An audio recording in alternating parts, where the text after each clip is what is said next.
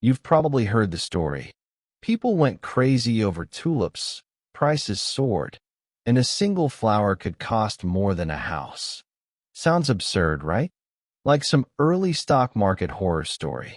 But here's the thing. Tulip Mania wasn't really about flowers. It wasn't about greed or irrational crowds. Not really. It was about credit, contracts, and incentives, an understanding that changes everything. Let's go back to the 1630s. The Netherlands is booming. Trade, shipping, and commerce are exploding.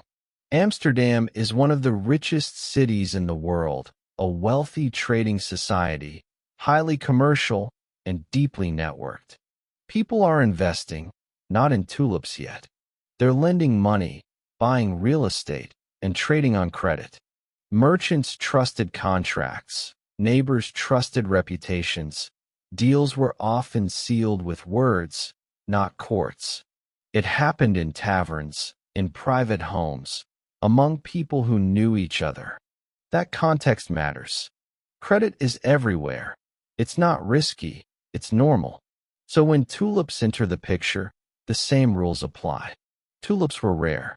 Some varieties were difficult to grow, and others were unpredictable. That made them valuable, but not irrationally so. What made prices rise wasn't obsession with flowers. It was how they were traded. Tulips became a financial instrument. It's not flowers making people rich, it's finance. Tulip bulbs weren't bought the way we think of shopping today. Most tulips were traded before they existed. Buyers didn't receive flowers. They received contracts, promises to deliver bulbs months later. You didn't pay full price up front. Payment was often delayed, sometimes symbolic, and sometimes partial. You promised to pay later or to trade another bulb instead. Credit made this possible. This wasn't reckless behavior. It was normal commercial practice. Prices rose because each new trade assumed the previous one would pay. If that confidence held, the next trade felt reasonable. Even crazy prices made sense in context. Here's where it gets interesting, and here's the key difference from modern bubbles. People didn't have piles of cash. They borrowed, and they leveraged. Very little cash changed hands up front. You didn't need full capital, you needed credibility. That lowered the barrier to entry, but it also softened risk. Losses felt distant and abstract. This was legal and socially accepted. Contracts were enforceable, or at least socially binding. Breaking one meant losing reputation, and in a small, connected society, reputation mattered. So even if the price seemed high to an outsider, the system of credit made it feel normal. Bulbs were collateral, debts were flexible, and contracts were everywhere. This is why prices could rise without anyone going crazy. As long as contracts held, everything worked. Tulip bulbs were scarce. Some rare varieties were literally one of a kind. That scarcity mattered. But scarcity alone didn't create the bubble. Credit amplified it. Every buyer assumed the next buyer would pay, and that confidence allowed prices to climb. Traders were rational. They were following incentives. Supply, demand, credit, reputation, all the usual forces.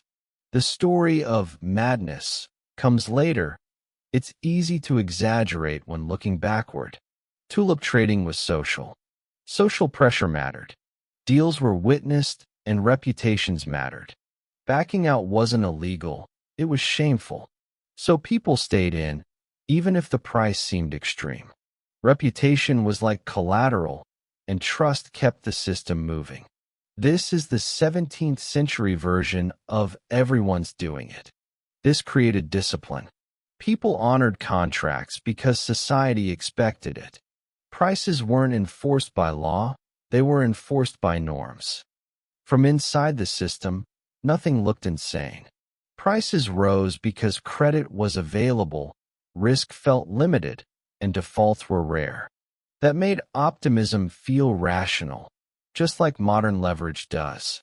The collapse, didn't start with panic. It started with hesitation. A buyer didn't show up, a contract wasn't honored, a price was questioned. Once a few promises broke, everyone noticed. And in a trust-based system, that's everything. There was no central authority, no clearinghouse, no enforcement mechanism. Once confidence in contracts weakened, the system had no backup. Prices didn't crash from selling, they vanished from non-payment. Courts struggled to intervene. Many contracts were declared unenforceable. Losses were real, but uneven. This wasn't a market wipeout. It was a social reckoning. Tulip Mania is a cautionary tale, not about crazy people, not about greed, and not about flowers. It was about credit without structure. It's about incentives and reputation. Informal systems work until participation scales too far. Trust is powerful, but fragile.